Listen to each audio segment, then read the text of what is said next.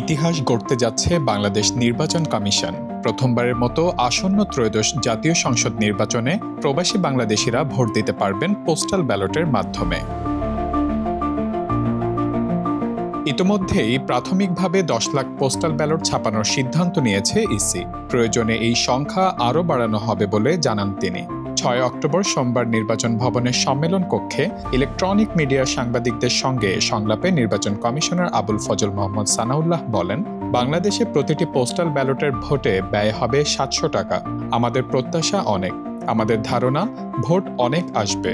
কত হবে এই মুহূর্তে বলা যাচ্ছে না, তবে প্রাথমিকভাবে 10 লাখ ব্যালট পেপার ছাপিয়ে রাখা হবে। রেজিস্ট্রেশনের সংখ্যা দেখে পরবর্তী ধাপে আমরা যাব।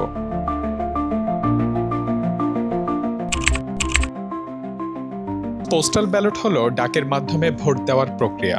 যারা নির্বাচনী এলাকায় এসে ভোট দিতে পারেন না, তারা এই ব্যবস্থায় ভোট পাঠাতে পারবেন। ত্রয়োদশ জাতীয় সংসদ নির্বাচনের অংশ হিসেবে প্রথমে প্রবাসীরা অনলাইনে পোস্টাল ভোট বিডি অ্যাপের মাধ্যমে জাতীয় পরিচয়পত্রের নাম্বার, প্রবাসে বর্তমান ঠিকানা সহ প্রয়োজনীয় তথ্য দিয়ে নিবন্ধন করবেন।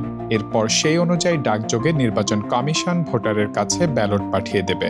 তারপর দেশের ভোটারদের আগেই অর্থাৎ প্রার্থিতা চূড়ান্ত হওয়ার পরপরই প্রবাসীরা তার কাছে পাঠানো ব্যালটে ভোট দেবেন।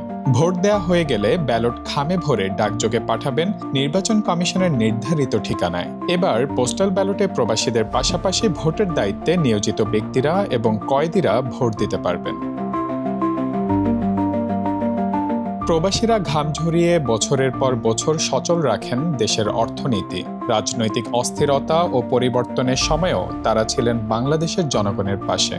তাই ত্রয়োদশ জাতীয় সংসদ নির্বাচনে তাদের ভোটাধিকার নিশ্চিতে এই উদ্যোগকে সংশ্লিষ্টরা দেখছেন নতুন বাংলাদেশের পথে ইতিবাচক পদক্ষেপ হিসেবে।